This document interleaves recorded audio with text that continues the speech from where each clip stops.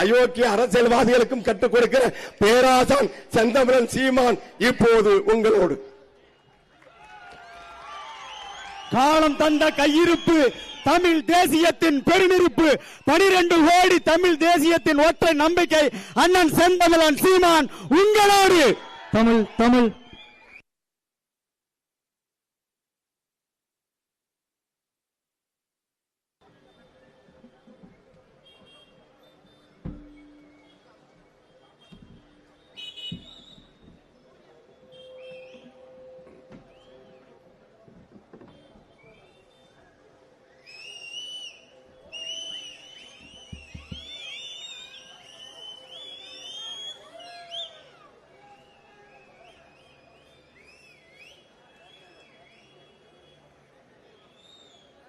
எங்களின் உயிரோடும் உணர்வோடும் கலந்து வாழுகின்ற அன்பு உறவுகள் அனைவருக்கும் வணக்கம்.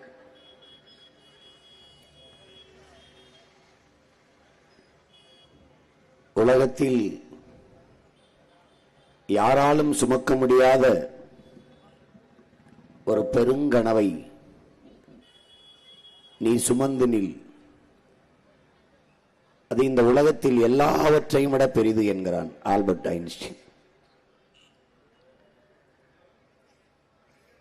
அப்படி ஒரு ஆகப்பெரிய கனவை, ஒரு மகத்தான நோக்கத்தை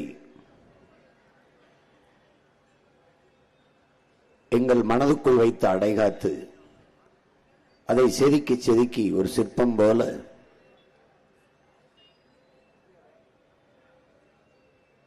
என் நாடு, என் மக்கள், அவர்களுடைய எதிர்கால நல்வாழ்வு எப்படி இருக்க வேண்டும் என்கிற ஒரு மாபெரும் கனவை, புனித கனவை பல ஆயிரம் ஆண்டுகளாக எனது முன்னவர்கள் தூக்கி சுமந்து வந்த கனவை, அறம் சார்ந்து வாழ்ந்த எம் இன முன்னோர்கள் தூக்கி சுமந்து வந்த கனவை,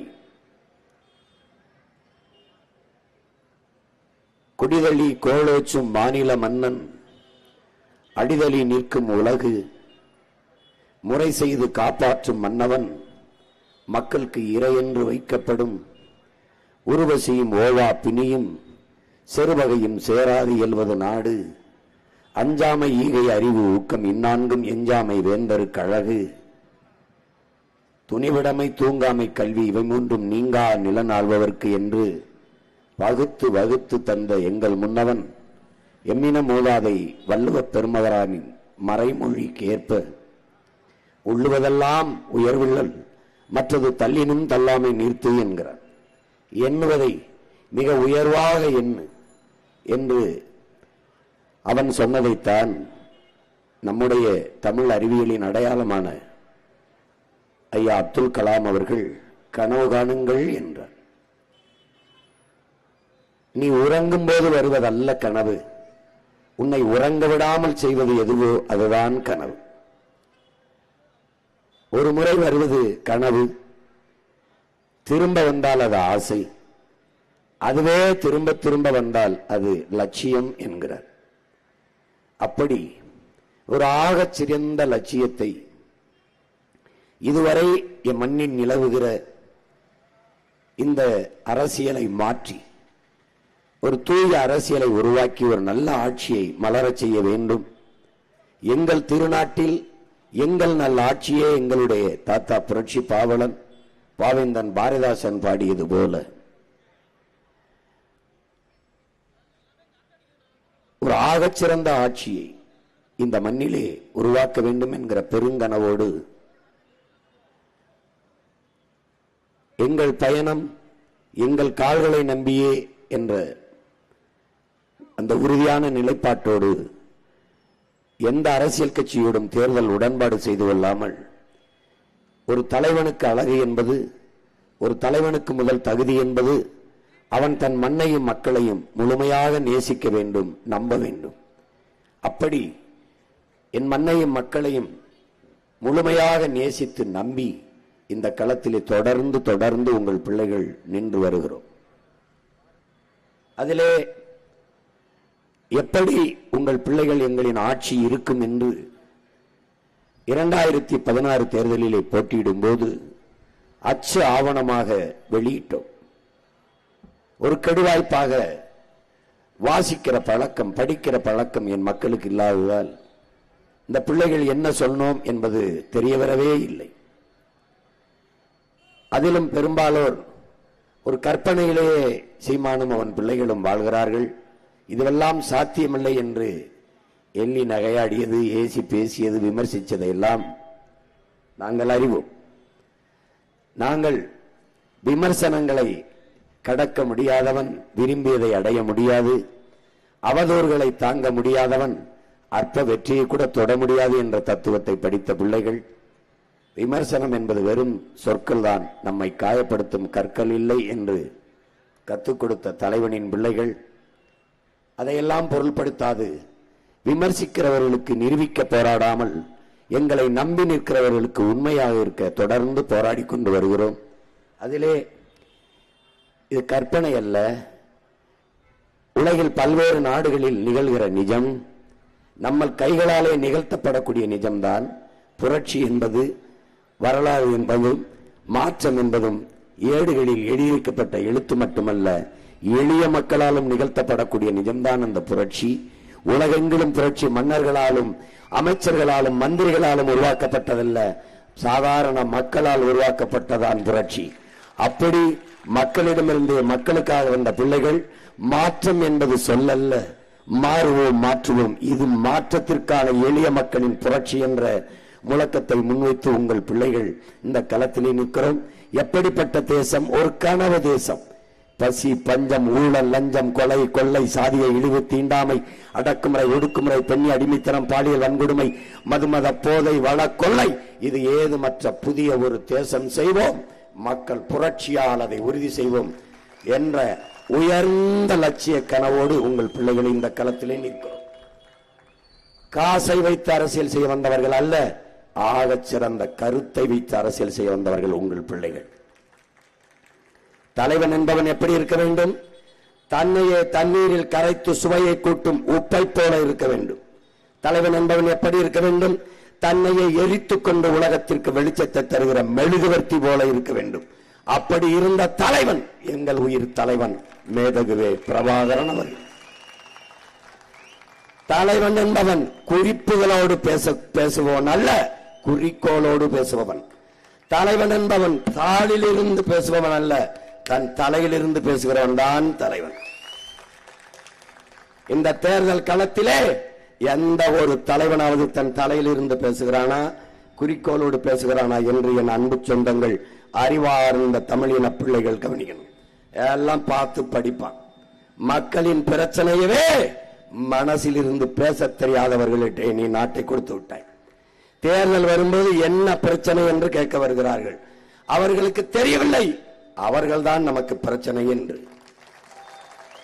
5 ஆண்டு காலம் ஆட்சியை செய்துவிட்டு அடுத்த தேர்தல் வரும்போது என்ன பிரச்சனை என்று கேட்க வருகிறீர்கள் என்றால், எனக்கு என்ன பிரச்சனைனே தெரியாமல் தான் நீ ஆட்சி செய்து கொண்டிருந்தாயா என்ற கேள்வி நமக்கு எழ வேண்டும்.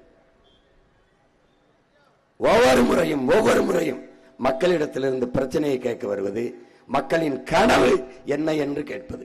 எங்களுக்கு ஒரே கனவுதான், உங்களை எல்லாம் ஒழிப்பது. அது ஒரே கனவுதான்.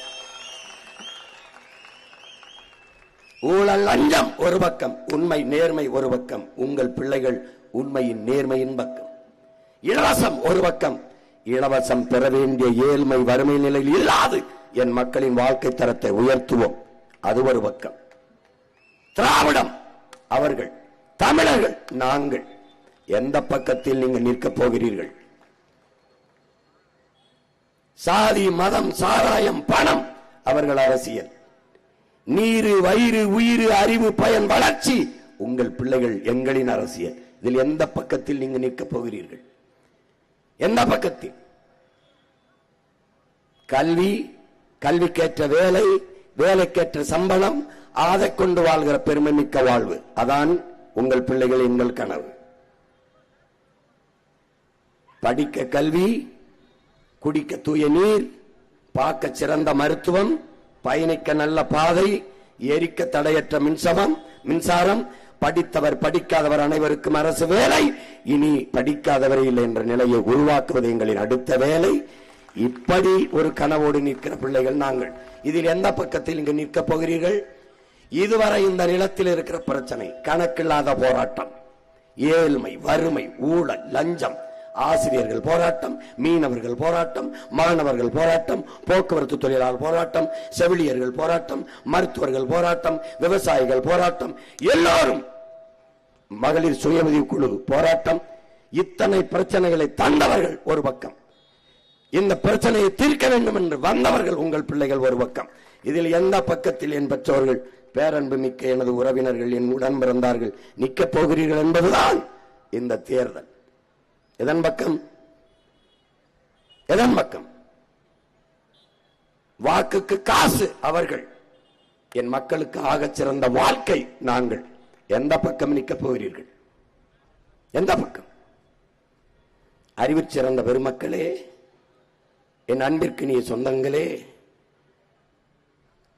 எங்கள் கனவை பேசி கடத்த முடியாது.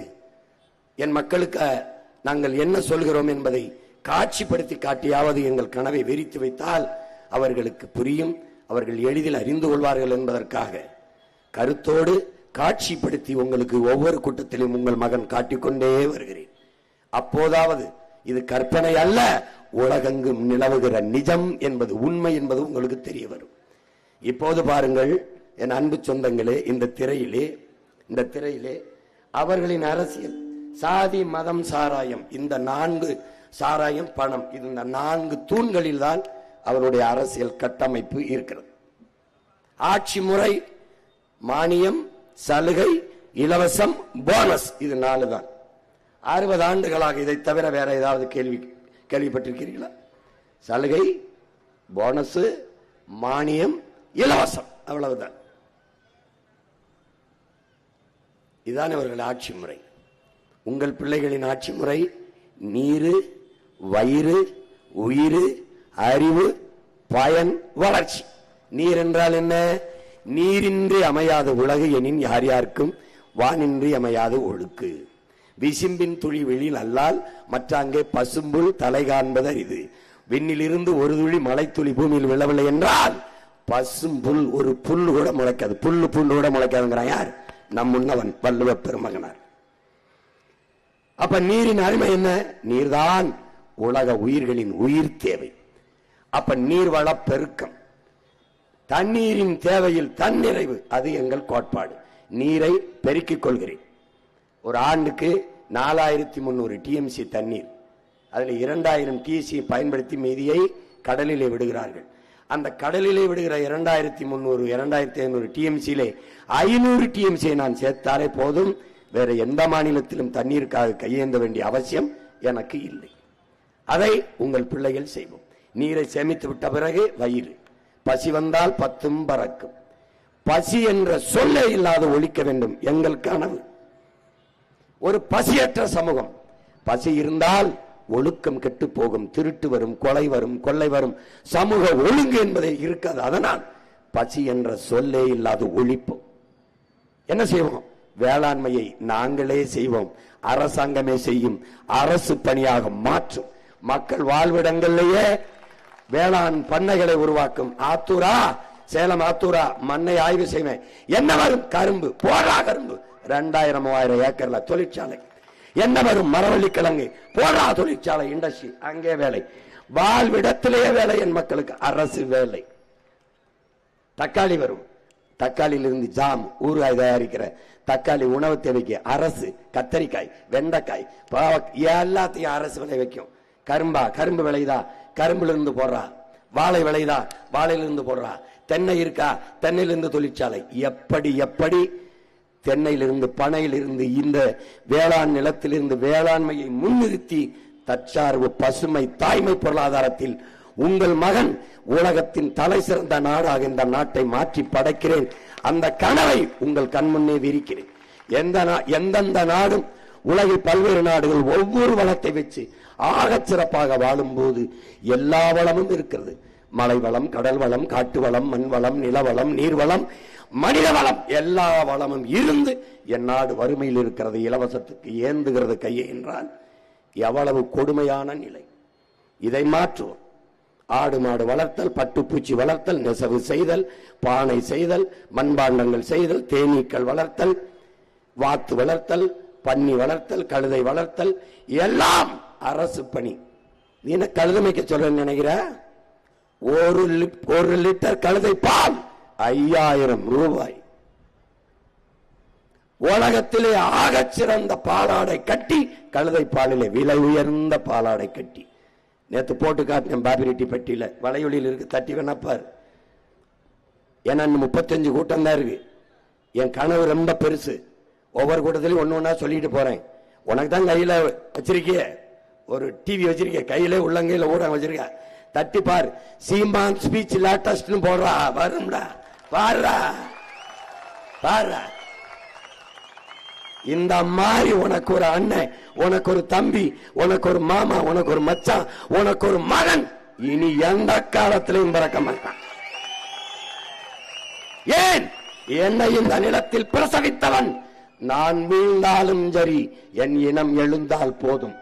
நான் செத்தாலும் சரி, என் இனம் வாழ்ந்தால் போதும் என்று நின்ற உலகத்தின் ஆகப்பெரிய புரட்சியாளன் பிரபாகரன் என்ற மாவீரன் என்னை பிரசவித்தவன். சமரசம் இல்லாமல் சண்டை செய்வேன் உங்கள் மகன். எத்தனை ஆயிரம் கோடி தருவேன் சொன்னாலும், எவ்வளவு பதவி தருவேன் சொன்னாலும் சரணடையாமல் என் மக்களுக்காக, என் மண்ணுக்காக, என் மண்ணின் வளத்தையும் மக்களின் நலத்தையும் யாரு கெடுத்தாலும் நாங்கள் தடுப்போம், போராடுவோம்.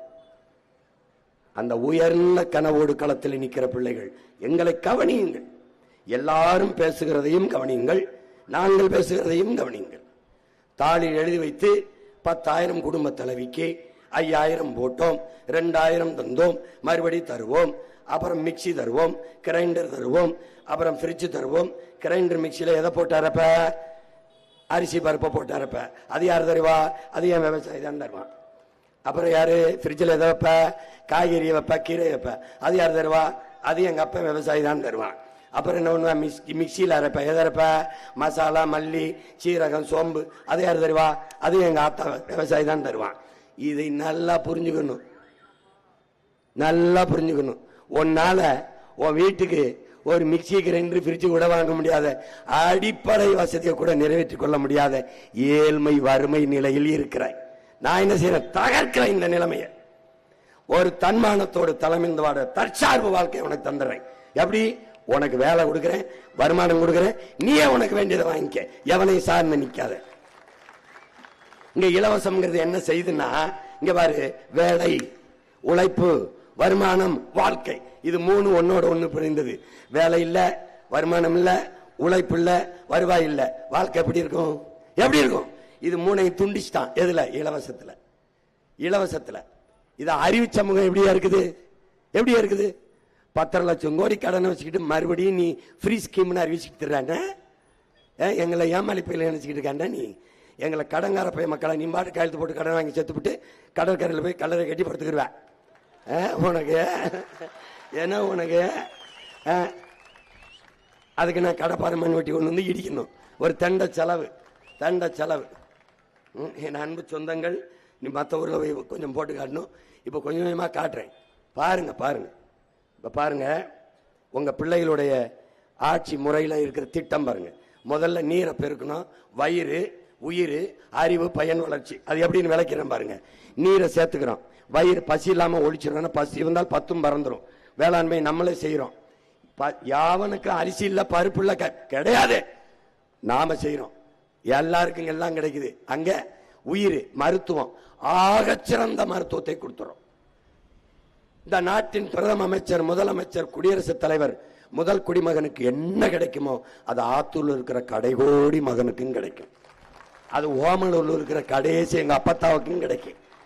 புரியுதா? அது மேட்டூர்ல இருக்கிற கடைசி என் பாட்டி, பாட்டன், என் தாத்தன், என் சித்தப்பன், பெரியப்பன், யாருக்கு ஏழை, பணக்காரன், உயர்ந்தவன், தாழ்ந்தவன் தமிழ் தேசிய அரசில் இல்ல. எல்லாரும் ஒண்ணு, எல்லாருக்கும் இந்த மருத்துவம், சரியான மருத்துவம். ஏன் முதலமைச்சருக்கு முடியலனாலும் அரசு மருத்துவமனையில் தான் படுப்பாப்ல.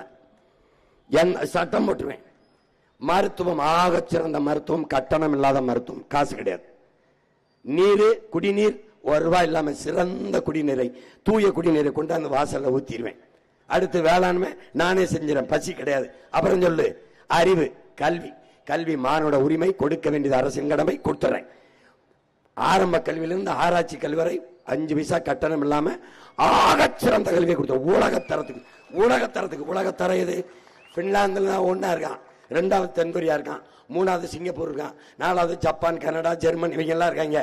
எல்லாரையும் தாண்டி பிரபாகரன் மகன் முதல் தரத்துக்கு கல்வியை தூக்குறேன். கற்பித்தல் முறை, கட்டட அமைப்பு, கல்வி முறை எல்லாத்தையும் மாத்துறேன். எப்படி மாத்துறேன்னு போட்டு காட்டுவேன், கவலைப்படாத. அடுத்து பயன், அறிவு கொடுத்தாச்சு. பயன் அப்படி நிலமும் வளமும் சார்ந்த தொழிற்சாலைகள், வேலை வாய்ப்பு, வளர்ச்சி. என்ன தொழிற்சாலை போடுவ நீ? எருக்களஞ்செடி பார்த்திருக்கியா? எருக்களஞ்செடி சுடுகாட்டில் முளைச்சு வச்சிருப்ப. எருக்களஞ்செடியிலிருந்து எடுக்கிற நூல் உலகத்தில் அதிக விலை. அதுல செய்யற பட்டு அவ்வளவு விலை உயர்ந்த பட்டு. உனக்கு ஒன்னும் புரியல. மூங்கிலில் ஒன்னே போட்டு காட்டுவேன் பாரு, திணறிவாணி. எங்க பொருளாதாரம் இருக்குன்னு தெரியாம இந்த சனியம் பிடிச்ச நாட்டை கொடுத்து சாராய பொருளாதாரத்துல வச்சு ஆத்தாளு அப்பனை சாகடிச்சு ஆத்தாவு தாலி எடுத்துக்கிட்டு இருக்கான். நீ தாலி எடுத்த பயில்கிட்டே ஓட்ட போட்டு தாலிக்கு தங்கம் தரான், அப்புறம் குடிக்க வச்ச தாலி அறுப்பான். பயன் வேலை கொடுத்துறேன், அனைவருக்கும் அரசு வேலை கொடுக்கிறேன். விரும்பியவனெல்லாம் செய்யலாம். ஆட்டு பண்ணை, மாட்டு பண்ணை, கோழி பண்ணை, வாத்து பண்ணை, தேன் பெட்டி பண்ணை, பட்டுப்பூச்சி வளர்க்கல், நெசவு செய்தல், எல்லா தொழிற்சாலையிலும் வேலை. நீ தப்பிக்க முடியாது. நீ என்ன வீட்டு வாசல் அரசாங்க வேலை வச்சிருக்க, உனக்கு என்ன பிரச்சனை? கல்வியை நான் கொடுத்துட்டேன், மருத்துவ வைத்தியத்தை நான் பார்த்துட்டேன், நீரை நான் தந்துட்டேன், தடையில்லாத மின்சாரம் குறைந்து தந்துட்டேன், எரிகாற்று கொடுத்துட்டேன். சிலிண்டர் ஏன் சிலிண்டர் இப்படி கொடுப்பேன்? ஆடு மாட்டு சாணி, இந்த கோழி கழிவு, இந்த மக்கிய இலைதலை கழிவில் இருந்து எவ்வளவு வேணாலும் பயோகேஸ் தயாரிக்கலாம். நேற்று போட்டு காட்டினேன், மறுபடியும் இன்னொரு நாள் போட்டு காட்டுறேன். இருக்கு வலைவழியில தயாரிச்சு நானே வச்சிருப்பேன். தமிழ்நாடு அரசு சிலிண்டர் இலவசமா தரமாட்டேன், ஓசியா ஒன்னும் தரமாட்டேன். எதை தருவேன்? கல்வி தருவேன், மருத்துவம் தருவேன், குடிநீர் தருவேன். எந்த அளவுக்கு? தனியார் முதலாளிகளை தாண்டி ஆக சிறந்த கல்வி மருத்துவத்தை தருவேன். தனியார் பள்ளிக்கூடத்திற்கு கல்லூரிக்கு போக வேண்டும் என்ற அவசியம் இல்லாது உலகத்தரத்திற்கு அரசு பள்ளி. கவர்மெண்டா? யார் கவர்மெண்ட்? பிரபாகரன் மகன் கவர்மெண்டா? நேர்மையின் நேர் வடிவம்டா. வார்த்தையில் உண்மை, வாழ்க்கையில் நேர்மை என்று வாழ்ந்த மகனினுடைய பிள்ளைகள் நாங்க. ஒண்ணு பிசகாது. இந்த ஊழல் செஞ்சான், லஞ்சம் வாங்கினான், கொலை பண்ணான், கற்பழிச்சான். எத்தனை தொற்ற சொல்ல பொண்ணை பாப்போம். நான் வந்து உட்கார்ந்துடுறேன், தொற்ற சொல்ல பார்ப்போம். வந்தவன சாராய கடையை மூடுறேன். டாஸ்மார்க் பொருளாதாரம் எனக்கு வேண்டாம். சாராயம் வித்து வர்ற காசு வேண்டாம். பால் 3 லட்சம் கோடி பால், 50,000 கோடி சாராயம். இது உயிரை எடுக்க, அந்த உயிரை கொடுக்கும். சாராயத்தை மூடுறேன், பால் பொருளாதாரத்துக்கு போறேன். அடுத்து பயன், கல்வி கொடுத்துட்டேன், அப்புறம் வேலை வாய்ப்பு கொடுத்துட்டேன். வளர்ச்சி எப்படி வளர்ச்சி? உலகத்தில் தலை சிறந்த நாடாக வளர்ச்சி. இப்ப ஒன்னா பார்ப்போம். நீர் வளத்தை பார்ப்போம். நீர் அத சொல்றாரு, நீர் இன்றியமையாத உலகு, யார் யாருக்கும் அன்றியமையாத உலகு. நமது மூதாதை வள்ளுவ பெருமகனார். மழை இல்லை என்றால் மண்ணில் மழை இல்லை. அதே சொல்றா, இந்த மலையை வெட்டுறதை நீ வேடிக்கை பார்த்து போற, அது இல்லைன்னா உன் நிலம் பாலைவனம் ஆயிரும். மழை இல்லை என்றால் மழை இல்லை. அதனாலதான் இந்த மலையை வெட்டாதரான்னு உன் மயம் கத்திக்கிட்டே இருக்கேன். என் தாயின் மாறுடா, மாற அறுத்து ரத்தம் குடிக்காதேடா டே டே என்று கத்துறது காரணம் அதுதான். நீ பாட்டுக்கு சாலையில போயிட்டு இருக்க, நான் ஒருத்தன் கதறிக்கிட்டு இருக்கேன் பாரு.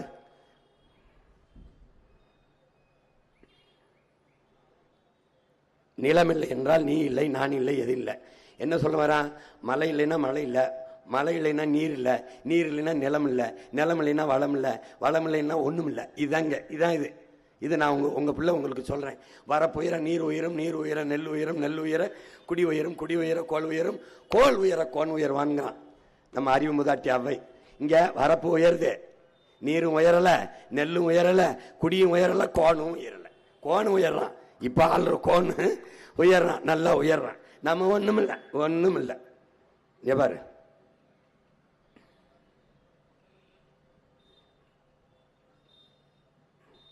இதுல என்ன சொல்றான் மோசிக்கிறனார், நெல்லும் உயிரென்று நீரும் உயிரென்று மன்னன் உயிர்த்தே மலர்தலை உலகம்ங்கிறான். என்ன சொல்றான்? நெல் உயிர் தான், நீரும் உயிர் தான். ஆனால் இதையெல்லாம் ஒரு நல்ல மன்னன் அமையவில்லை என்றால், நல்ல தலைமை அந்த நாட்டுக்கு உருவாகவில்லை என்றால் இதெல்லாம் உயிரா இருக்காது. இப்ப நெல்லு நீரும் உயிரா இருக்கா? மன்னன் உயிர்த்தே மலர்தலை உலகம்ங்கிறான். மன்னன் சரியாக இருந்தால் தாண்டா இது உயிரா இருக்கும். நெல்லும் உயிரென்றே நீரும் உயிரென்றே மன்னன் உயிர்த்தே மலர்தலை உலகம். இது பயனற்று போயிரும்ங்கிறான். நல்ல ஒரு தலைமை இல்லை என்றால் இதுவெல்லாம் பயனற்று போகும். இது உனக்கு தெரியுது, பயனற்று போகுதா இல்லையா? நீர் இருக்கா அவனுக்கு? நெல்லை அப்பனும் சித்தப்பனும் விளைய வச்சு கொண்டு வந்து போட்டா வாங்கி உரிய காசை கொடுத்து கொள்முதல் அகவிலையை கொடுத்து ஒரு சேமிப்பு கிடங்களை சேமிக்க துப்புல்ல. சாராய பாட்டில் கொண்டு போய் குளிரூட்டப்பட்ட அறையில பூட்டி ஒரு சிசிடிவி கேமரா வச்சு காவலர்களை காவலுக்கு போக்கிட சனியம் பிடிச்ச அரசு சாப்பிடுற உணவுப் பொருளை தெருவில் போட்டு முளைக்க விடுதுடா பைத்தியக்கார. பாரு,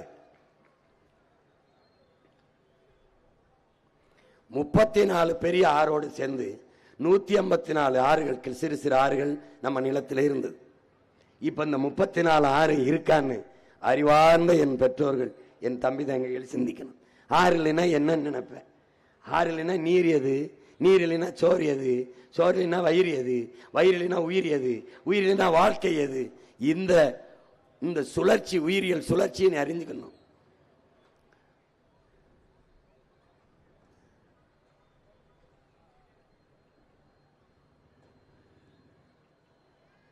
காவிரி தென்மண்ணை பாலாறு, தமிழ் கண்டதோடு வைகை பொருணை நதி என மேவிய பல ஆறுவோட திருமேனி செழித்த தமிழ்நாடு நம்முடைய பெரும்பாவனன் பாட்டன் பாரதி பாடுறான். ஆறெல்லாம் இருந்தது சரிதான், இப்ப இருக்குதாங்கிறதான் கேள்வி. அவன் பாடிட்டு போயிட்டான். இதெல்லாம் இந்த நாசத்தை எல்லாம் பாக்குறதுக்கு முன்னாடி செத்து போயிட்டான்.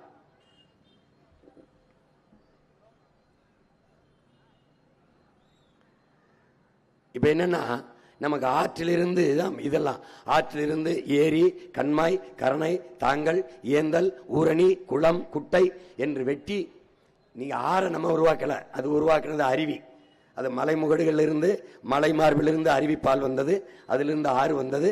ஆறிலிருந்து தான் மற்றது நம்ம ஏரி, குளம், குட்டை, கண்மாய், தாங்கல், ஏந்தல், கரணை இதெல்லாம் நம்ம வெட்டிக்கிட்டோம். குளமெல்லாம் நம்ம வெட்டிக்கிட்டோம். அப்படி வெட்டி நம்ம முன்னோர்கள் எப்படி, பண்டை தமிழர் நம்ம முன்னோர்கள் எப்படி நீர் மேலாண்மையை கையாண்டிருக்கான்னு பாருங்க.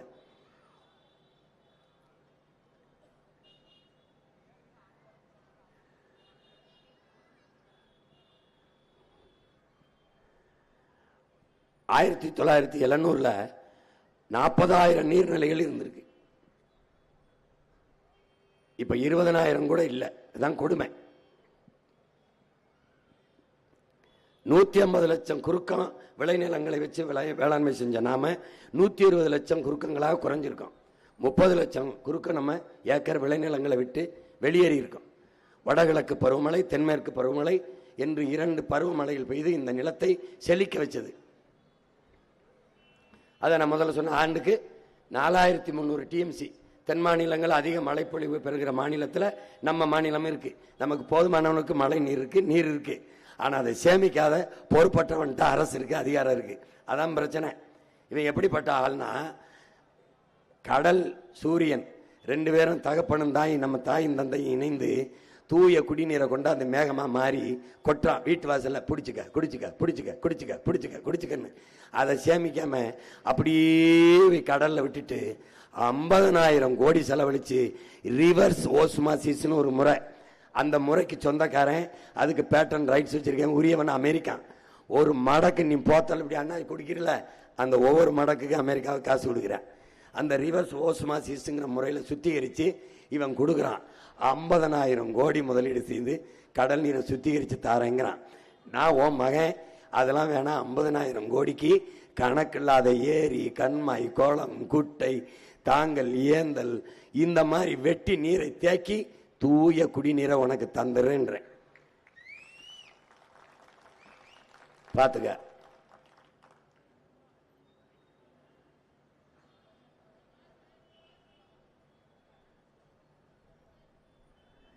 இவ்வளவு மழை பொழிந்தும் கேரளாவிலையும் கர்நாடகாவிலையும் 100 டிஎம்சி, 150 டிஎம்சி, 90 டிஎம்சி ஒவ்வொரு ஆண்டும் நம்ம போராடி கெஞ்சி பெற வேண்டியது இருக்கு. அப்ப என்ன எது காரணம்?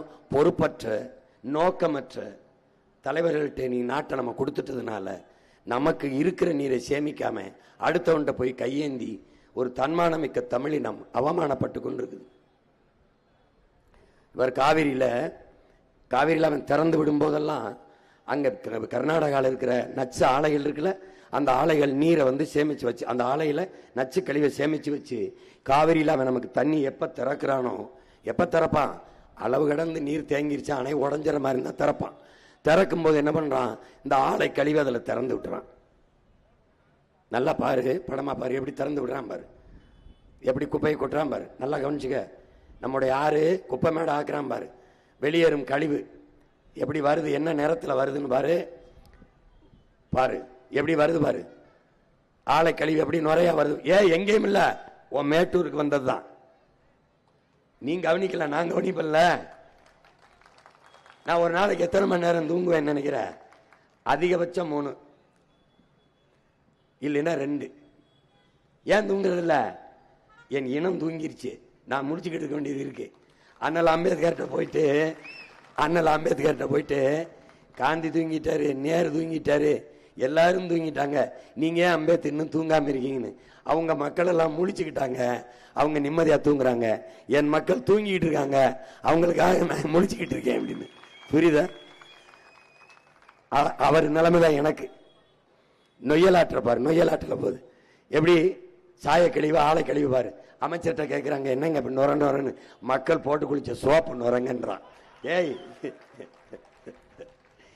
ரொம்ப புத்திசாலியான அமைச்சர்கள், அறிவு சிறந்தவர்கள் பாரு.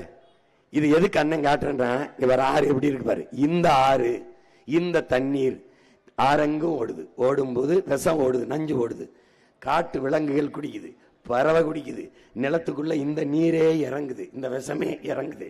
இந்த நீரை பாய்ச்சி நெல்லு, அரிசி, நெல்லு, சோளம், கம்பு, வாழை, தென்னை எல்லாம் விளையுது. என்னவா விளையும்? என்னவா விளையும்? நச்சு நீரை வேர்ல ஊத்தினா நச்சு தான் விளையும். இத அண்ணனை தவிர யாரும் உனக்கு சொல்லித்தர மாட்டான். ஏன்னா நான் தான் உன்னை பேரன்பு கொண்டு காதலிக்கிறேன். மத்தவெல்லாம் இவரு, மத்தவெல்லாம் உனக்கு அதை தாரேன், கார் தாரேன், மோட்டர் பைக் தாரேன், உருண்டை சில்லி தாரு, சிலிண்டர். நான் ஏமாத்த வரல, இந்த கேவலத்தை எல்லாம் மாத்தணும் வந்திருக்கேன். பாரு, உன் ஆற ஒரு தடவை பாரு, உன் ஆற பாரு, பாரு ஆற பாரு, பூமி தாயின் ரத்த நரம்ப பாரு எப்படி இருக்கு பாரு. இப்ப என்ன பண்றேன், இந்த ஆற பூரா உயிர்ப்பிச்சிடறேன். ஒரு சொட்டு கழிவு நீரோ சாய நீரோ உள்ள போகாது.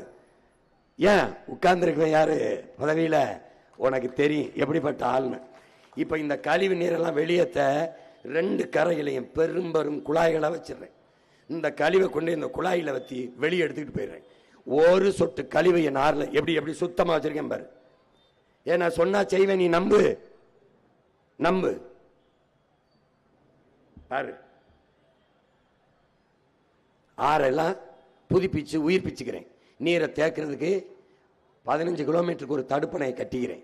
பாலாறுல 33 கிலோமீட்டர், ஆந்திராவில் 133 கிலோமீட்டர் நமக்கு ஓடுது. ஆந்திராவில் சந்திரபாபு நாயுடு 15 கிலோமீட்டருக்கு ஒன்று கட்டினாலே போதும். ஆனால் 5 கிலோமீட்டருக்கு ஒன்று, 5 கிலோமீட்டருக்கு ஒன்றா 2 கிலோமீட்டருக்கு ஒன்று ஒன்றா கட்டி 33 கிலோமீட்டர்ல 15-20க்கும் மேற்பட்ட தடுப்பணைகளை கட்டிட்டாரு. நமக்கு 133 கிலோமீட்டர் ஓடுது, ஒரு தடுப்பணையும் இல்லை.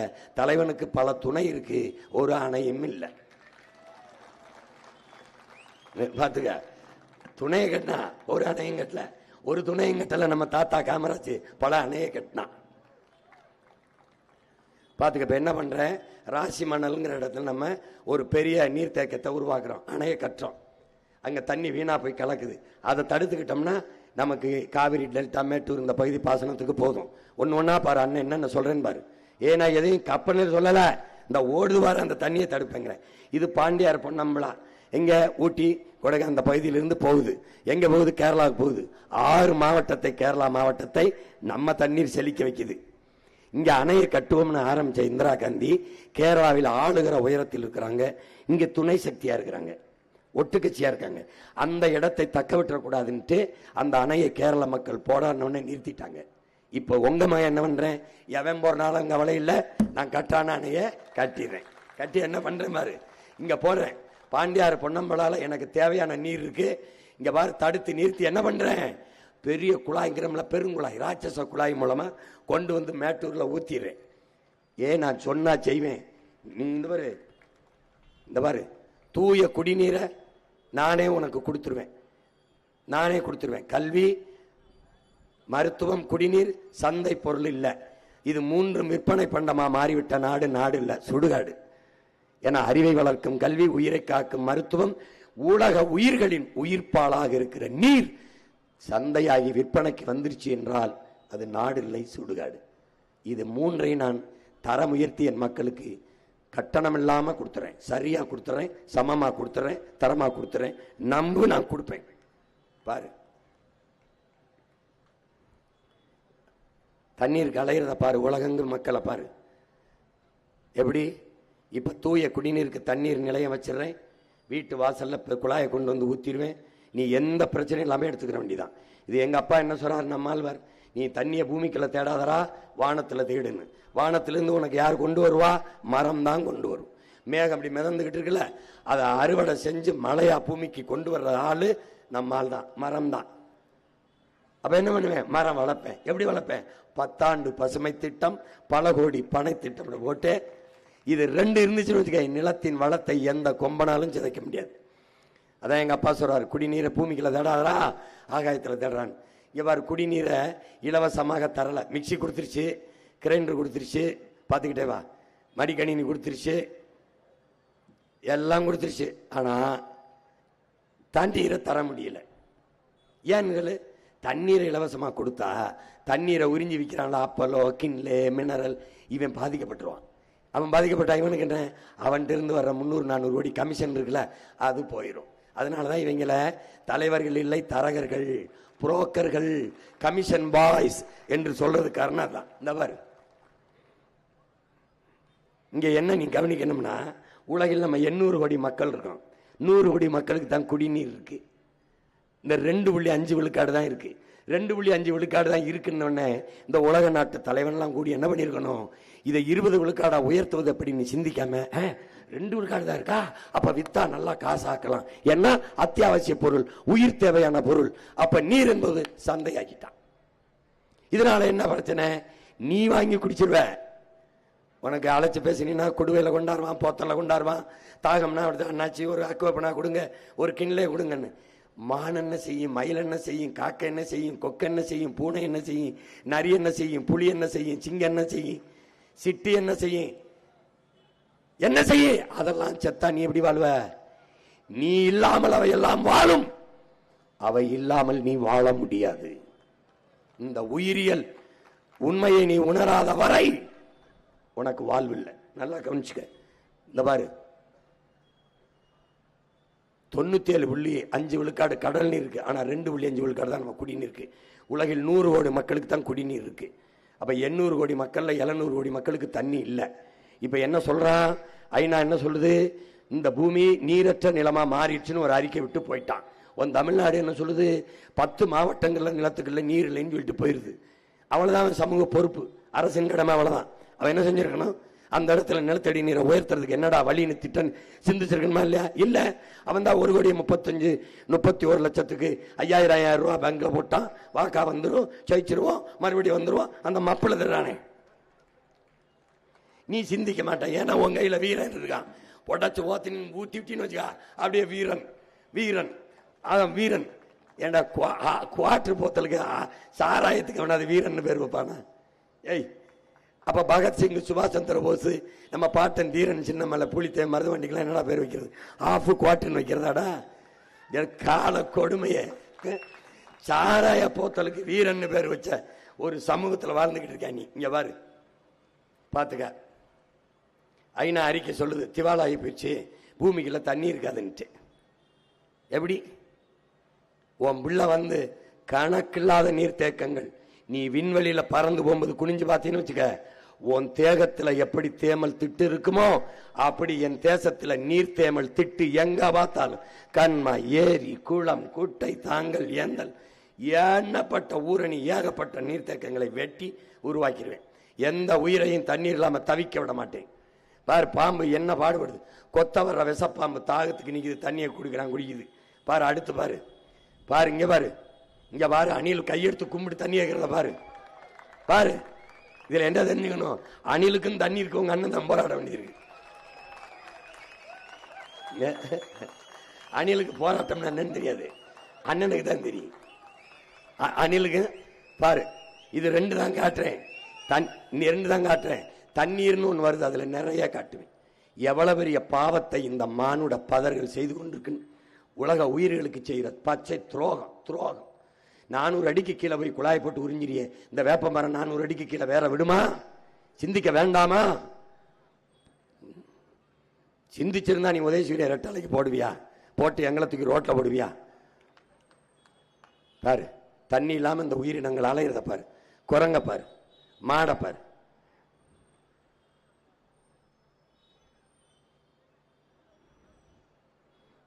பாரு இதெல்லாம் அழிஞ்சிருச்சுன்னா உலகம்னு ஒன்று எப்படி இருக்கும், பூமின்னு ஒன்று எப்படி இருக்கும்? அப்ப என்ன பண்றேன், தண்ணீரின் தேவையில் உன் மகன் தன்னிறைவில் அடைகிறேன். நானே எனக்கு வேண்டிய நீரை தேக்கி நீர் பற்றாக்குறை என்கிற சொல் இல்லாது ஒழிக்கிறேன். எவனுக்கிட்டே நான் வந்து உட்கார்ந்தவன கன்னடர்களுக்கு கேரளாவில் இருக்கிற தலைவர்களுக்கு சொல்லுவேன், நீங்க எனக்கு தண்ணி தர வேண்டாம். அது மாதிரி என்கிட்ட இருந்து எதுவும் உங்களுக்கு வர வேண்டாம். எது வர வேண்டாம்? நரிமணம் பெட்ரோல், நெய்வேலி பழுப்பு நிலக்கரி மின்சாரம்.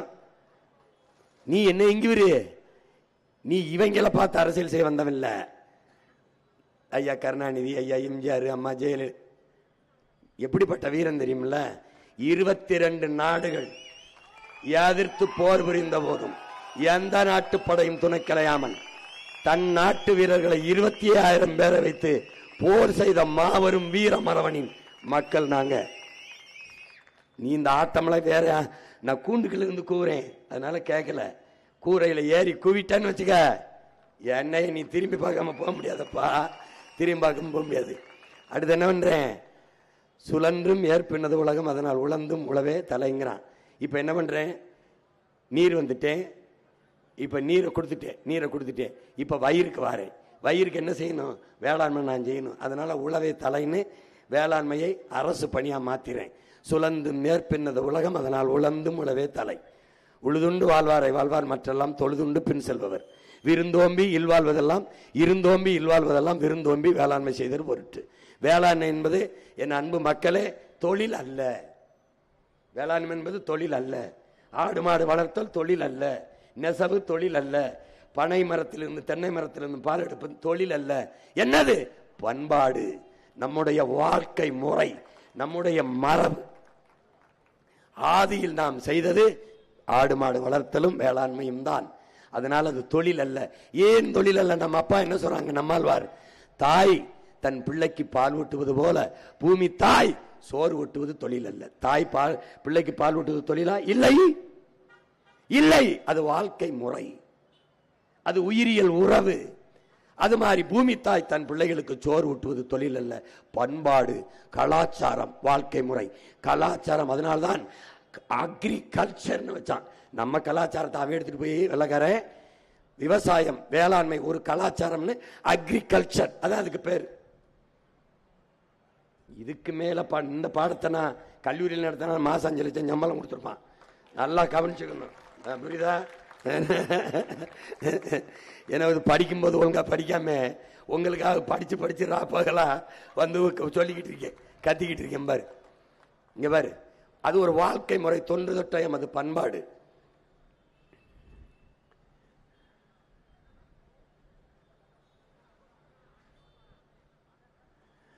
அப்ப உலக உயிர்களின் உயிர் தேவை என்பது உணவு தேவையா இருக்கு, நீர் தேவையா இருக்கு. இது ரெண்டையும் நிறைவேற்ற வேண்டியது அரசின் கடமை. அரசின் கடமை, ஒரு அரசின் பொறுப்பு. பசி இல்லாத சமூகம் படைப்பதும், எல்லாருக்கும் வீடு கொடுப்பதும், உண்ண உணவு, உடுக்க உடை, உறங்க உறைவிடம், அதாவது உறையுள், இது 3 கொடுப்பது ஒரு அரசின் மிகப்பெரிய பொறுப்பு. இது 3 கொடுக்கலைன்னா தவத்திரு குன்றக்குடி அடிகளார் என்ற பெருந்தகை சொல்றார், அந்த நாடு குற்ற சமூகமாக குற்ற நாடாக மாறிடும். கொலை, தாலியறுப்பு, வெட்டு, குத்து, திருட்டு பெருகிரும்னாங்கிறார். அதை ஒழிக்கணும்னா நான் இது 3ஐயும் நான் கொடுத்துறேன், உனக்கு கொடுத்துறேன். வேளாண்மையை கைவிட்ட நாடு எல்லாம் பிச்சை எடுக்குது. அந்த நிலைமை வெனிசுலா, சோமாலியா, இந்த நிலைமை எரித்திரியா, எத்தியோப்பியா அந்த மாதிரி என் நாட்டுக்கு வரக்கூடாதுன்னு என் கனவு என்னன்னா, நானே வேளாண்மையை செஞ்சிடறேன், வேளாண்மையை அரசு பணியா மாத்திடுறேன். ஒரு விவசாயி தற்கொலை என்று சாகிறான் என்றால் அது நாடு இல்லை, சுடுகாடு. அவன் வாழ்கிறான் வளர்கிறான் என்றால் அது நாடு. ஏன்னா இன்னைக்கு அவன் சாகிறாங்கிறது உனக்கு செய்தி, நாளைக்கு நீ சோறு இல்லாம சாக போறாங்கிறதுக்கு ஒரு முன்னெச்சரிக்கை, முன் அறிவிப்பு, ஒரு அபாய சங்கு. கடைசி 10 ஆண்டுகளில் விவசாயிகளின் தற்கொலை அதிர்ச்சி தரும் புள்ளி விவரங்களை பாரு. 515 பேர் செத்துருக்கான். எப்படி எப்படி அப்படி பீடி வித்தவன், சுருட்டு வித்தவன், சிகரெட் வித்தவன், பான் பராக்கு வித்தவன், சாராயம் வித்தவன் செத்ததா இல்லையே? கார் வித்தவன், மோட்டர் பைக்கு, உலகத்துக்கு சோறு போடுற ஆத்தாலா பண்ணும். எதுக்குடா சாகணும்? எதுக்குடா சாகணும்? எதுக்கு சாகணும்? எதுக்கு சாகணும்? நீ கார் இல்லாம வாழ்வ, நீ மோட்டர் பைக் இல்லாம வாழ்வ, செல்போன் இல்லாம வாழ்வ, டிவி இல்லாம வாழ்வ, ஏசி இல்லாம வாழ்வ. ஆனால் நீரும் சோறும் இல்லாமல் நீ வாழ்வியா? கேட்டு பாத்துக்க, கேட்டு பாத்துக்க. கொரோனா வந்துச்சு, என்ன பண்ண? செல்போன் வாங்க போனியா? டிவி வாங்க போனியா? தங்க வாங்க போனியா? உடை வாங்க போனியா? கார் வாங்க போனியா? எங்க போன? எங்க மளிகை கடை திறந்திருக்கு, எங்க காய்கறி கடை திறந்திருக்குன்னு தேடிட்டு இருந்தா. அப்ப என்ன தெரியுது? எது இல்லாமலும் முன்னால் வாழ முடியும், நீரும் சோறும் இல்லை என்றால் வாழ முடியாது. அப்ப இதை தருவன் யார்? விவசாயி. விவசாயி. அதனால்தான் உழந்தும் உழவே தலைங்கிறான். உழவுதான்டா உலகத்தின் தலை சிறந்தது. அன்பு சொந்தங்களே, இந்த உலகத்தில் ஒரே ஒரு சாதிதான் உயர்ந்த சாதி, ஒரே ஒரு குடி. அது உழைத்து உழைத்து விளைய வச்சு அறுவடை செய்து உலகத்துக்கு சோறுற்ற உழவர் குடிதான் உலகத்தின் தலை சிறந்த குடி.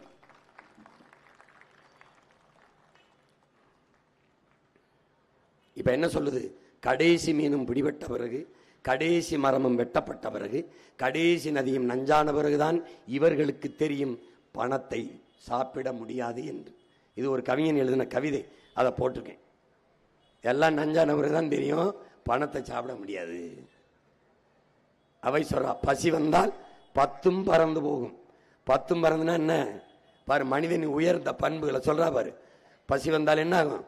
இந்த பாரு, மானம், குடிப்பிறப்பு, கல்வி, பெருந்தன்மை, அறிவுடைமை, தானம், தவம், முயற்சி, தொழில் முயற்சி, காமம், இந்த 10 பண்பும் இல்லாத முயற்சி மனிதன் இருந்தனா நீ மனிதனா இருக்க முடியாது. ஒரு மனிதத்தன்மையற்ற ஒருவனா நீ மாறிடுவ. அப்ப பசி என்ற சொல்லு இல்லாம ஒழிக்கணும். அது இல்லைன்னா தான் சமூகம் ஒழுங்குக்கு வரும். சிறந்த கல்வி பசியற்ற நிலையை கொண்டு வந்தாதான் சமூகம் ஒழுங்கு இருக்கும். அப்ப ரசாயன உரங்கள், நச்சு பூச்சிக்கொல்லி மருந்துகள், வேர்ல ரசாயன உரம் நஞ்சு, மேல பூச்சிக்கொல்லி நஞ்சு. அது பூச்சிக்கொல்லி இல்ல, அது பூச்சிக்கொல்லி இல்ல, அது பூச்சியை மட்டும் கொள்ளாது. நல்லா பாருங்க, நஞ்சில்லா உணவு அதுவே நம் கனவு. வேர்லையும் வெஸ்த கொட்டி மேல பூவுலையும் வெஸ்த கொட்டினா விளையிறது என்னவா இருக்கும்னா அறிவு சமூகம் சிந்திச்சு பார்க்கணும். அப்ப நஞ்சு எப்படி நஞ்சு? இங்க பாருங்க, நீங்க கவனிங்க, நான் அதை தனியா காட்டுவேன். இந்த பிறக்கும் போது குழந்தைக்கு புற்றுநோய் வருது. ஏன்? பிறந்த குழந்தைக்கு வருது, 3 வயசு குழந்தைக்கு வருது. ஏன் வருது? அது சாராயம் குடிக்கலையே, பான்பராக்கு போடலையே, புகையிலை போடலையே, சுருட்டு பிடிக்கலையே, சிகரெட்டு பிடிக்கலையே. எப்படி வந்துச்சு? தாய்ப்பாலை தவிர எதுவும் உண்ணாத குழந்தைக்கு எப்படி புற்று வந்துச்சு? தாய்ப்பால் நஞ்சாயிருச்சு. தாய்ப்பால் நஞ்சாச்சு, தாய் சாப்பிட்ட உணவு நஞ்சாயிருச்சு. அந்த கிருஷ்ணுன்னு ஒரு பையன் கள்ளப்படத்தில் கதாநாயகன் நடிச்சான். கள்ளப்படம்னு ஒரு படம், நல்லா உடற்பயிற்சி செய்யற பிள்ளை. அவனுக்கு நாக்கில் புற்று வந்துருச்சு. என்னன்னு சோதிச்சா அவன் எந்த கட்ட வழக்கம் இல்லை. ஏன் வந்துச்சுன்னா, பச்சை காய்கறி தின்றுருக்கான், வெண்டைக்காய், கேரட்டு, இதுல சாப்பிட்டுருக்கான். எதுக்கு? உடல் நல்லா இருக்கும்னு. பச்சை காய்கறி விஷமானதால் நாக்கில் புற்று. அன்னை சத்தியம் பேசுறேன், வேணா தேடிப்பாரு. நான் போட்டு காட்டுறேன்னு நினைச்சேன், போட்டு காட்டுறேன் பாரு. அப்ப என்ன பண்றேன்? கீழையும் நஞ்சில்லை, மேலையும் நஞ்சில்லை. அது பூச்சிக்கொல்லி இல்லை. என் உடன் பிறந்தவனே, ஜெர்மன்ல இருந்து ஒரு அம்மா வருது. நம்ம அப்பா நம்மளோட பேசிக்கிட்டு இருக்கு. ஆழ்வார், இது என்னன்னு கேக்குது. இது பூச்சிக்கொல்லி. அப்படியா? எடுத்து குடியுங்குது. நம்ம அப்பா சொல்றாரு, இந்த பொம்பளை நம்மள கொல்ல விடா பாக்குது, அதை குடிச்சா நான் செத்து போயிருவேன்றாப்ல அப்பா. அப்ப எப்படி நம்மால் அது பூச்சிக்கொல்லின்னு சொன்னேன்? அது உயிர்கொல்லி நம்மாழ்வார். அது பூச்சிக்கொல்லி இல்ல, உயிர்கொல்லி. அதை எலி மருந்துங்கிற, எலியை மட்டும் உங்களை அதை சாப்பிட்டா நீனும் செத்துருவ. பூச்சிக்கொல்லிங்கிற, நீ சாப்பிட்டா நீ செத்துற. அப்படின்னா அது பூச்சிக்கொல்லி இல்ல, எலிக்கொல்லி இல்ல, உயிர்கொல்லி. உயிர்கொல்லி. இங்க பாரு. அப்ப கொடிய நஞ்சை நீ என்ன செய்யற? வேர்ல கொட்டுற. கொடிய நஞ்சை பூவுல கொட்டுற. இது ரெண்டையும் இல்லாம ஒழிச்சிடறேன். இயற்கை வேளாண் முறைக்கு வந்துடுறேன். வேளாண்மைக்கு உரம் என்ன பண்ணுவேன்? நான் தான் ஆடு மாடு வச்சிருக்கேன், கோழி வச்சிருக்கேன், கழுத பண்ணை வச்சிருக்கேன், பன்னி வச்சிருக்கேன். இந்த எருக்கள், மக்கிய இலைதலை கழிவு, இந்த குப்பை கிடங்கு வச்சிருக்கேன். அதிலிருந்து தான் பயாக்கஸ் எடுக்கிறேன். கீழே மடிகிற அந்த மண்ணை எடுத்துட்டு போய் என் நிலமெல்லாம் கொட்டி ஒரு சொட்டு ரசாயன உரம் இல்லாது நஞ்சில்லாத உணவை ஆர்கானிக் ஃபுட்டுங்கிறிய, இயற்கை வேளாண்மைங்கிறிய, அதை செஞ்சிடறேன். நீ வந்தாவா வரலைன்னா போ, நான் செய்கிறேன். இந்த வேளாண்மையை முன்னிறுத்துற நிலையான பொருளாதாரம், அங்கதான் நிலையான பொருளாதாரம். ஏன்னா எப்பவுமே உணவுப் பொருளுக்கான தேவை இருந்துகிட்டே இருக்கும். எப்பவுமே பசின்னு இருக்கிற வரை வெள்ளரிக்காய், வெண்டைக்காய், கத்தரிக்காய், சோரக்காய், பால், முட்டை, நெய், தயிர், முருங்கைக்காய், புடலங்காய், பாவக்காய், இந்த அரிசி, பருப்பு, எண்ணெய், இந்த குதிராவளி, சாமை, திணை, இதுக்கான தேவை இருந்துகிட்டே இருக்கு. அது என்னது? நிலையான பொருளாதாரம், பிக்சட் எக்கனாமி. அங்க என்ன பண்ணிடுறேன்? நான் போய் நின்றுறேன். இவன் என்ன பண்றான்? காரை ஏற்றுமதி செஞ்சு வெங்காயம், பருப்பு, சோறை இறக்குமதி செய்யறான். நான் என்ன செய்யறேன்? காரை இறக்குமதி செஞ்சுட்டு சோறை ஏற்றுமதி செஞ்சிடறேன். இங்க பாரு, பில்கேட்ஸ், இவன் பேர், இவன் யாரு? சாப்ட்வேர் இண்டஸ்ட்ரி, கணினி பொறியியல இவன் தான் பிதாமகன். சாப்ட்வேர் இண்டஸ்ட்ரியினுடைய கணினி துறையில இவன் தான் பெருங்கோடீஸ்வரன். 2,76,000 ஏக்கர்ல அமெரிக்கால விவசாயம் பார்க்கிறான்.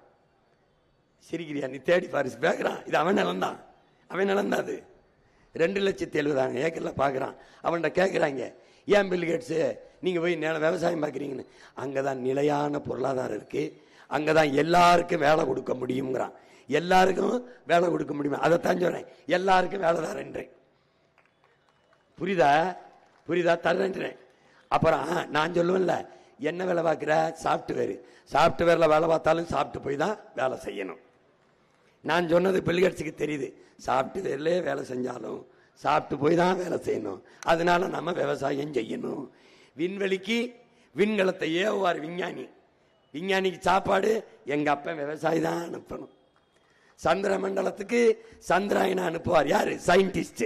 சயின்டிஸ்டுக்கு சாப்பாடு எங்க அப்பன் சம்சாரி தான் அனுப்பணும். புரிஞ்சிருச்சா?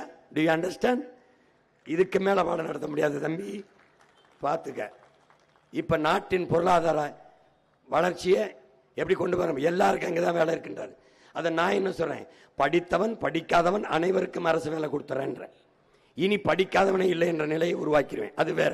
ஏன்னா கட்டாய கல்வி, காசுலா கல்வி, கட்டணமில்லா கல்வி கொண்டு வந்துடுறேன். அப்ப படிக்காதவனுக்கு என்ன வேலை கொடுப்ப? இங்க வரு, நீ கரும்பை வெட்டுறதுக்கு கல்வியாளன் தேவையில்லை, கரும்பு ஆலையில காய்ச்சறதுக்கு படிச்சவன் தேவையில்லை, எத்தனை டன் வெள்ளம் காய்ச்சிருக்கேன் என்றதுக்கு படிச்சவன் தேவை.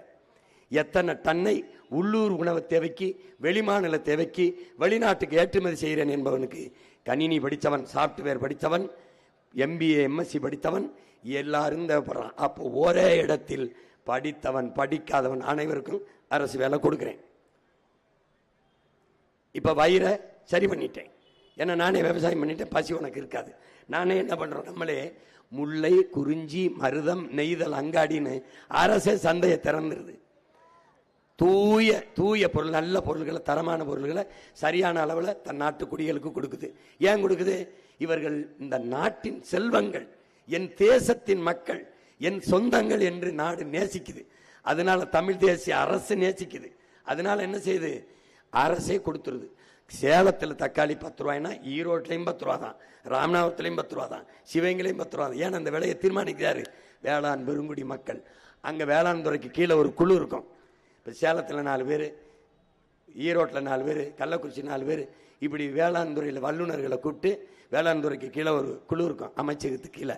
அதை ஆய்வு செய்து சொல்லும், இந்த முறை தக்காளி 15 ரூபாய்க்கு விற்கலாம், இந்த முறை கரும்பு தட்டை 20 ரூபாய்க்கு விற்கலாம், இந்த முறை பால் லிட்டர் 10. அதைத்தான் அரசு பரிந்துரைச்ச உடனே அதை செயல்படுத்தும். புரியுதுன்னு நினைக்கிறேன். ஏன் இப்படி செயல்படுத்துது? மக்களின் அரசு, மக்களுக்கான அரசு. மக்கள் என்ன சொல்றானோ அதை தான் செய்யும். இங்க பாரு, அடுத்து வயிறு முடிஞ்சு, பசி இல்லாம ஒழிச்சிட்டேன். நீ நம்பு ஒழிச்சிடலாம். பால் இருந்தா பசி இருக்காது. பால் முழு உணவு. ஒரு 1/2 லிட்டர் பாலை குடிச்சுன்னு வச்சுக்க பசிக்காது. இல்லைன்னா மோரை குடிச்சுன்னு வச்சுக்க பசிக்காது. வெறும் தயிரை சர்க்கரை போட்டு சாப்பிட்டுன்னு வச்சுக்க பசிக்காது. வேணா சோதிச்சு பாரு. பால் முழு உணவு. தாயின் மார்ல நீ பால் தான் குடிச்ச, கழிவு வந்துச்சு. வேற எந்த திறமை, இளநீரோ பழச்சாரோ எது குடிச்சாலும் உனக்கு கழிவு வராது, மோசம் வராது. பால் குடிச்சா வர. ஏன்? முழு உணவு. பசிங்கிற சொல்லை ஒழிச்சிருவேன். உன் மகன், நீ நம்பு. இது இங்க வரு, எனக்கு அறிவுப்பால் ஊட்டிய என் தாய் தமிழ், என் உயிர்ப்பால் ஊட்டிய என் தாய், என் உயிருக்கு மேலாக நான் நேசிக்கிறேன் என் தலைவன் பிரபாகரன் மீது ஆணையிட்டு சொல்றேன், நான் செய்வேன், நான் செய்வேன். நீ நம்பு. அடுத்து என்ன பண்றேன்? நீர் படுத்துட்டேன், வயிறு காட்டிட்டேன், உயிருக்கு வரேன். நோய் நாடி நோய் முதல் நாடு எதுனிக்க வாய் நாடி வாய்ப்பேச்சு நம்ம பெருமகன் சொல்றாரு. நம்முடைய எதுன்றது மருந்தில்லா உணவே மருந்து. மருத்துவம் தேவைப்படாத ஒரு நோயற்ற சமூகத்தை உருவாக்குவது உங்க மகனின் கனவு. உங்களுக்கு புரியுது நினைக்கிறேன். ஆனால் எப்படி பண்றேன்? இருக்கிற நோயை குணப்படுத்த என்ன பண்றேன் பாருங்க. ஆகச்சிறந்த மருத்துவத்தை உங்க மகன் கொடுத்துறேன், உங்களுக்கு கட்டணம் இல்லாம கொடுத்துறேன். தனியார் மருத்துவமனையில் என்ன தரம் இருக்கும் நீ நினைக்கிற, அதை தாண்டேன். எப்படி தரம் உயர்த்துறேன்? சட்டம் போடுவேன். வந்த உடனே முதலமைச்சர், அமைச்சர், பாராளுமன்ற உறுப்பினர், நாடாளுமன்ற சட்டமன்ற உறுப்பினர், மாமன்ற உறுப்பினர், அரசு அதிகாரிகள், IAS, IPS, ஆசிரியர் பெருமக்கள் யாராக இருந்தாலும் அரசு மருத்துவமனையில் படுத்துத்தான் மருத்துவம் செய்யணும். இல்லை என்றால் உங்களுடைய சம்பளம் எவ்வளவு? 1,50,000 துண்டிக்கப்படும். நீங்க தான் படுக்கணும். நீ அரச மதிக்கல, அவமதிக்கிற, அதுக்கு தண்டம் 50,000. 2 லட்சமா 1 லட்சத்தை துண்டிச்சிருவேன். தொடர்ந்து அந்த தவறை செஞ்சுன்னு வச்சுக்க, கல்வி சான்றிதழை வாங்கி செல்லாதன்னு கையெழுத்து போட்டு டிஸ்குவாலிஃபை பண்ணி விட்டுருவேன். நீ சேட்டையெல்லாம் பண்ண முடியாது தம்பி, ஏன்னா நான் பெரிய சேட்டைக்காரன். நீ எனக்கு ஆட்டம் காட்ட முடியாது. நிறைய அக்கிரமங்களை அநியாயங்களையும் பார்த்து பல நூறு ஆண்டுகளாக என் இனம் தாங்கி வந்த வலியை நெஞ்சில சுமந்தி அந்த மொழியை உனக்கிட்ட கடத்துறேன். கவனிச்சுக்க. மருத்துவர்கள் தேவையற்ற சமூகம் தான் ஆரோக்கியமான சமூகம். அந்த சமூகத்தை உருவாக்கணும்னு நினைக்கிறேன். நோயற்ற சமூகமாக மாறி. இது என்னது? இது தனியார் மருத்துவமனை. இதன் தரத்தை பாரு, படுக்கையை பாரு. நம்ம அரசு மருத்துவமனை பாரு, படுக்க இடம் இல்லாம எப்படி கிடக்கிறான்னு பாரு. தலைவர்கள் அரசு மருத்துவமனையை பயன்படுத்துறது இல்லை, தனியார் மருத்துவமனைக்கு போயிடுறாங்க. ஏன் அரசு மருத்துவமனை தரமா இல்லை? எப்படி? ஒரு மாசத்துல சாகிறவன் ஒரு வாரத்தில் செத்துருவான். அதனால அரசு மருத்துவமனைக்கு போறதில்லை, தனியார் மருத்துவமனைக்கு போறாங்க. அரசே தோல்வியை ஒத்துக்கிறது, என்னை விட தனியார் நல்லா மருத்துவம் கொண்டு. இப்ப தனியார் தோத்துருவான், உன் மயம் வந்தா என்னை விட அரசு தரமா கொடுக்குது பாரு எப்படின்னு. இங்க நீங்க கவனிக்கணும். 2022 18,600 கோடி மருத்துவத்துக்கு ஒதுக்கி இருக்கு. 2023 19,000 கோடி ஒதுக்கி இருக்கு. 2024 20,000 கோடி ஒதுக்கி இருக்கு. 2025 இப்போ தேர்தலுக்கு முன்னாடி 20,500 கோடி ஒதுக்கி இருக்கு. இந்த கோடி உயருது, மருத்துவ தரம் உயர்ந்திருக்கான்னு என் முன்னாடி இருக்கிற என் தம்பிதங்கள், என் பெற்றோர்கள், இதெல்லாம் அந்த கோடி எங்க போயிருது? ஒதுக்கி இருக்கு. எங்கிட்டு? அவங்க ஒதுக்கி இருக்கு, அவங்களுக்கு ஒதுக்கி இருக்கு. பார்த்துக்க.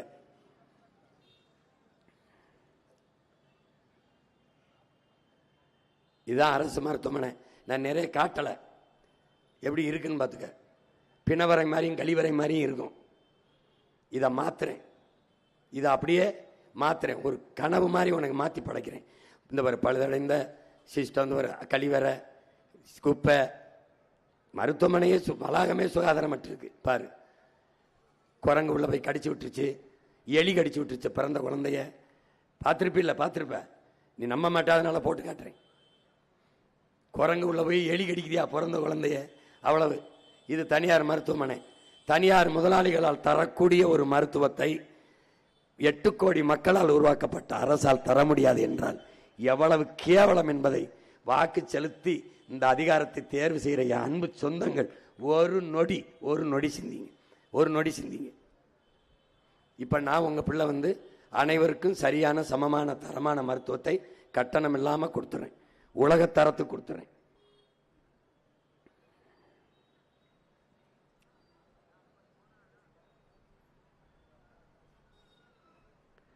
தமிழ்நாட்டு அரசு பல்நோக்கு மருத்துவமனை. நீ முத்திரை பாரு, இதுவரைக்கும் இருந்த தமிழ்நாட்டு முத்திரையவே உன் மகன் மாத்திடுறேன். யாரவன் உட்கார்ந்துருக்கவன்? யாரு? வள்ளுவன். தமிழ் பேரினத்தின் பெருமை மிகு அடையாளம் வள்ளுவன். உலகத்தின் உலகம் முழுக்க கொண்டாடக்கூடிய ஒரு பொறுமதையை தந்த பெருமகன் வள்ளுவ பெருமகனார். என்ன சொல்றான்? காவிரி தென்பண்ணை வாளாறு தமிழ் கண்டதொரு வையை பொருணை நதி என மேவிய பல ஆறு ஓடி மேனி செழித்த தமிழ் திருமேனி செழித்த தமிழ்நாடு, கல்வி சிறந்த தமிழ்நாடு, புகழ் கம்பன் பிறந்த தமிழ்நாடு, வள்ளுவன் தன்னை உலகினுக்கே தந்து வான்புகழ் கொண்ட தமிழ்நாடு. அந்த வள்ளுவனை தூக்கி தமிழ்நாட்டு அரசு முத்திரையில் வச்சேன். பனை என்னுடைய தேசிய மரம், அதை நினைன்னு வச்சேன். காலை என் உழவனினுடைய உடன் பிறந்த நண்பன் உறவு, அவனை தூக்கி வச்சேன். என் செல்வம். 2 பக்கமும் கதிர் வச்சேன். கதிர் கீழே புளிய வச்சேன். ஏன்னா உங்களுக்கு தெரியும் எதுக்கு. இப்ப அவன் தாய்க்கு முடியல, அது வீட்டின் தாய் இல்ல, நாட்டின் தாய், தந்தை, தேசத்தின் தந்தை. அரசே 1 ரூபாயிலிருந்து 1 கோடி மருத்துவமனைக்கு தரமா கொடுத்துருது. நீ அதை பத்தி கவலைப்பட வேண்டியதில்லை. நீ அழைச்சு சொன்னா போது நாங்களே உயிர் காக்கும் ஊர்தியில கூட்டிட்டு வந்து பண்ணுவோம். பிரசவமா உன்னை எங்க மருத்துவர்கள் வீட்டிலேயே வந்து பார்த்து, ஏன்னா லண்டன்ல தான் இருக்கு. லண்டன்ல இங்க என்ன கவனிக்கணும்னா, மருந்தில் தரம் இருந்திருந்தால் மருத்துவமனைகளின் எண்ணிக்கை குறைஞ்சிருக்கும். மருத்துவத்தில் தரம் உயர்ந்திருந்தால் மருந்து கடைகளின் எண்ணிக்கை குறைஞ்சிருக்கும். ஆனால் ரெண்டும் கூடிக்கொண்டே போகுதுன்னா இந்த நாடு நோயுற்ற சமூகமாக, நோயாளிகள் நிறைந்த நாடாக பெருகிக்கொண்டே போகுது என்று அர்த்தம்.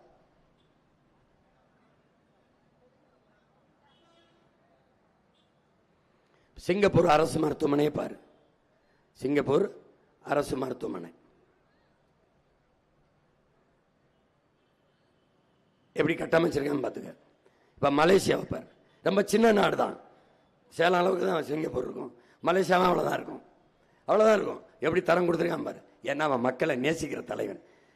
அமெரிக்கன் ஹாஸ்பிட்டல் பாரு, அமெரிக்காவில் தரக்கட்டு எல்லாம் ஆகப்பெரிய தரத்தை கொடுத்துருக்கான்.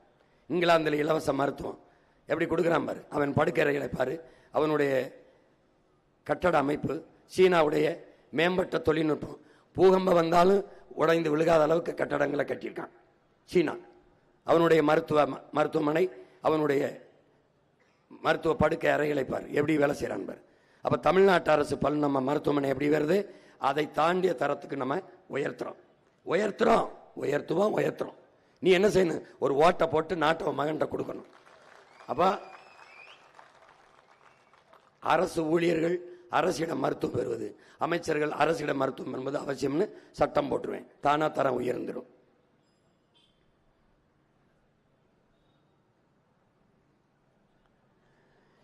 அந்த மீறினால் நான் சொல்றேன் பாரு, உன்னுடைய வருமானத்தை துண்டிச்சிருவேன். அரசு தானே சம்பளம் கொடுக்கணும். நோன்றும். ஏன் சார் நீ கொழுப்படுத்து போய் அங்கே போய் படுத்திலப்பா, அதுக்கு தான் உனக்கு நிறைய காசு இருக்கு, அதனால நீ தனியார்ட்ட போய் மருத்துவம் பார்க்குற, அதனால எனக்கு அது அரசாங்கத்துக்கு கொஞ்சம் காசு இல்லை, அதில் கொஞ்சம் எடுத்துக்கிறேன்.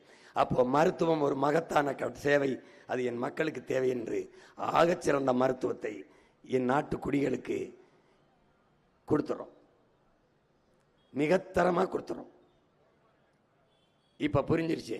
இப்ப இன்னும் என்ன சொல்லணும், நான் உயிர் வரை கொடுத்துட்டேன், இனி அறிவு கல்வி எப்படி கொடுப்பேன்னு சொல்லணும், அப்புறம் வேலை எப்படி கொடுப்பேன்னு சொல்லணும், வளர்ச்சி எப்படி கொண்டு வருவேன்னு சொல்லணும். அது இங்க சொல்ல முடியாது, நேரம் இல்லை. ஏன்னா இவ்வளவு நேரம் நான் இன்னொரு ஊருக்கு போகணும், மீதியை வேற ஊர்ல இதே மாதிரி போட்டு காட்டுறேன். நீ வலையொலியில லேட்டஸ்ட் சீமான் ஸ்பீச்னு போர்டு வரும், அதை பார்த்துட்டு என்ன பண்ணும், லைக் போடாத, அண்ணனுக்கு ஓட்ட போடு. புரியுதா? இது நான் யாரை நம்பி செய்யறேன், உங்களை நம்பிதான். இதை பார்த்துட்டு நீங்க அப்படியே போகாம, நீங்க படம் பார்த்தா எப்படி கதை சொல்லுவீங்க, என்ன மாதிரி கதைடா, எப்படி தெரியுமா பாட்டு, அது மாதிரி என்ன சொல்லணும். சீமான்னு ஒருத்தர் வந்திருக்கான், அவன் சொல்றான், அந்த மாதிரி சொல்றான், அவன் இப்படி சொல்றான்ப்பான்னு சொல்லி அவனுக்கு ஒரு தடவை தான் ஓட்டு போடுவோமாப்பா, ஒரு தடவை ஓட்டு போடுமே.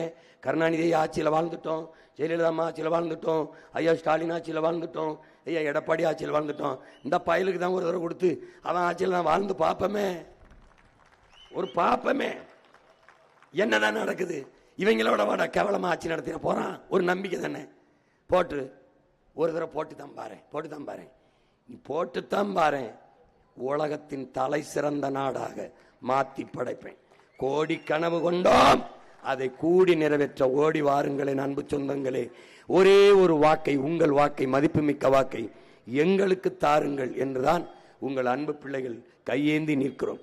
நாங்கள் கையேந்தி நிற்பது வாக்குக்காக மட்டுமல்ல, வருங்கால தலைமுறை பிள்ளைகளின் வாழ்க்கைக்காக என்பதை நீங்கள் புரிந்து கொண்டு, இந்த தேர்தல் களத்திலே இதை தேர்தல் களம் என்று உங்கள் பிள்ளைகள் பார்க்கலை, புரட்சிகர அரசியல் மாறுதலுக்கான போர்க்களமாக பார்க்கிறோம்.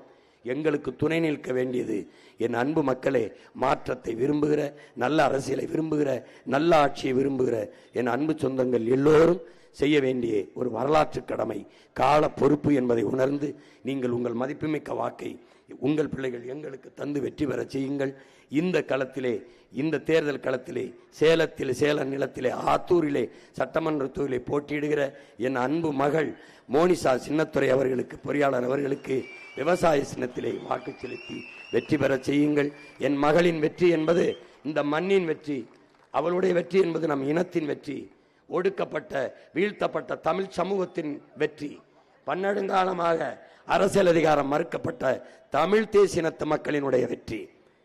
மற்ற கட்சிகள் வெல்வது என்பது சாதாரண நிகழ்வு, உங்கள் பிள்ளைகள் நாங்கள் வெல்வது சரித்திரத்தில் மாபெரும் புரட்சி என்பதை புரிந்து கொண்டு என் அன்பு மக்கள், என் அன்பு மகள் மோனிசா சின்னத்துரை அவர்களுக்கு விவசாய சின்னத்திலே வாக்கு செலுத்தி வெற்றி பெற செய்யுங்கள்.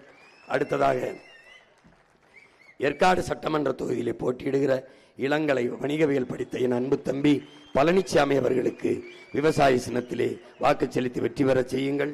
அடுத்ததாக ஓமலூர் சட்டமன்ற தொகுதியிலே போட்டியிடுகிற முதுநிலை கணக்கியல் படித்த என் அன்பு தம்பி சிவசக்தி அவர்களுக்கு நீங்கள் விவசாய சின்னத்திலே வாக்கு செலுத்தி வெற்றி பெற செய்யுங்கள். வாங்க. அடுத்ததாக என் அன்பு மகள் சேலம் மாவட்டம் மேட்டூர் தொகுதியிலே சட்டமன்ற தொகுதியிலே போட்டியிடுகிற வழக்கறிஞர் வித்யாராணி வீரப்பன் அவர்களுக்கு என் அன்பு மகளுக்கு வாக்கு செலுத்தி நீங்கள் வெற்றி பெற செய்யுங்கள். நீங்கள் அவளுடைய வெற்றியில்தான் நம்முடைய வீர திருமகன் வனக்காவலன் ஐயா வீரப்பனுக்கு செலுத்துகிற நன்றி கடன், அவனுக்கு செலுத்துகிற உண்மையான வீர வணக்கமாக இருக்கும். என் மகளின் வெற்றி செய்திதான் அவன் ஆன்மாவை நிறைவடைய வைக்கும். அவன் என்ன கனவை, தமிழ் தேசிய கனவை, தன்மானமிக்க தமிழர் உரிமை பெற்ற விடுதலை பெற்ற ஒரு தேசமாக என் நாடு இருக்க வேண்டும் என்று அவன் நினைத்த கனவை அவன் பிள்ளைகள் நாங்கள் நிறைவேற்றினோம் என்ற பெருமையை அவருக்கு நீங்கள் தர வேண்டும் என்றால் உங்கள் வாக்குகளை என் அன்பு மகள் வித்யாராணி வீரப்பனுக்கு செலுத்தி வெற்றி பெற செய்யுங்கள். அடுத்ததாக சேலம் எடப்பாடி தொகுதியிலே என் அன்பு தங்கை முதுகலை ஆடை வடிவமைப்பாளர் பிரியதர்ஷினி அவர்களுக்கு நீங்கள் விவசாய சின்னத்திலே வாக்கு செலுத்தி வெற்றி பெற செய்யுங்கள். அதுக்கப்புறம் சேலம் மாவட்டம் சங்ககிரி தொகுதியிலே பொறியாளர் நித்யா அருண், என் அன்பு தங்கை நித்யா அருண் அவர்களுக்கு விவசாய சின்னத்திலே வாக்கு செலுத்தி வெற்றி பெற செய்யுங்கள். அதன் பிறகு சேலம் மேற்கு சட்டமன்ற தொகுதியிலே என் அன்பு தம்பி முனைவர் இரா சுரேஷ்குமார் அவர்களுக்கு விவசாய சின்னத்திலே வாக்கு செலுத்தி வெற்றி பெற செய்யுங்கள். அடுத்ததாக சேலம் வடக்கிலே குணசீலா ஆய்வியல் நிறைஞர் குணசீலா அவர்களுக்கு விவசாய சின்னத்திலே வாக்கு செலுத்தி வெற்றி பெற செய்யுங்கள். அடுத்ததாக சேலம் மாவட்டம் தெற்கு தொகுதியிலே முதுகலை இதழியல் படித்த என் அன்பிற்கினியின் தம்பியின் மனைவி அவர் சோபியா வீரசமர் அவர்களுக்கு நீங்கள் விவசாய சின்னத்திலே வாக்கு செலுத்தி வெற்றி பெற செய்யுங்கள். அடுத்ததாக சேலம் மாவட்டம் வீரபாண்டி சட்டமன்ற தொகுதியிலே என் அன்பிற்கினிய தம்பி ராஜேஷ் அவர்களுக்கு விவசாய சின்னத்திலே வாக்கு செலுத்தி வெற்றி பெற செய்யுங்கள். என் அன்பு சொந்தங்களே, என் அருமை உடன் பிறந்தார்களே, பேரன்புமிக்க என் பெற்றோர்களே, உங்கள் பிள்ளைகளின் எங்கள் வெற்றி உங்கள் வெற்றி, எங்கள் அதிகாரம் உங்களுக்கானது, அதிகாரம் மிக வலிமையானது என்கிறார் புரட்சியாளர் அண்ணல் அம்பேத்கர். நாங்கள் அந்த அதிகாரம் எம் மக்களுக்கானது என்கிறோம். அதிகாரம் மிக வலிமையானது என்கிறார் அண்ணல் அம்பேத்கர். நாங்கள் அந்த அதிகாரத்தை அடைந்து விட்டால் அனைத்தும் எளிமையானது என்கிறோம். மாற்றம் என்பது மானுட தத்துவம், மாறாது என்ற சொல்லை தவிர மற்ற அனைத்தும் மாறிவிடும். கங்கவள்ளி சட்டமன்ற தொகுதியிலே என் அன்பு தங்கை அபிராமி நெடுஞ்சேரலாதன் அவர்களை, அலையியல் வல்லுநர் பட்டயம் பெற்ற என் அன்பு தங்கை அபிராமி நெடுஞ்சேரலாதன் அவர்களுக்கு விவசாய சின்னத்திலே வாக்கு செலுத்தி வெற்றி பெற செய்யுங்கள். இது இவர்கள் வேட்பாளர்கள் என்று கருதிவிடாதீர்கள். தேசிய விடுதலையின் புரட்சிகர அரசியல் படையிலே முன்கள போராளிகள் என்பதை நினைவில் வைத்துக் கொண்டு வெற்றி பெற செய்யுங்கள். புரட்சி எப்போதும் வெல்லும். உங்கள் பிள்ளைகள் எங்களின் வெற்றி அதை சொல்லும். எங்கள் இலக்கு ஒன்றுதான், இனத்தின் விடுதலை. இனம் ஒன்றாவோம், இலக்கை வென்றாவோம். தமிழ் தாய் வாழ்க, தலைவர் பிரபாகரன் வாழ்க, நாம் தமிழர்.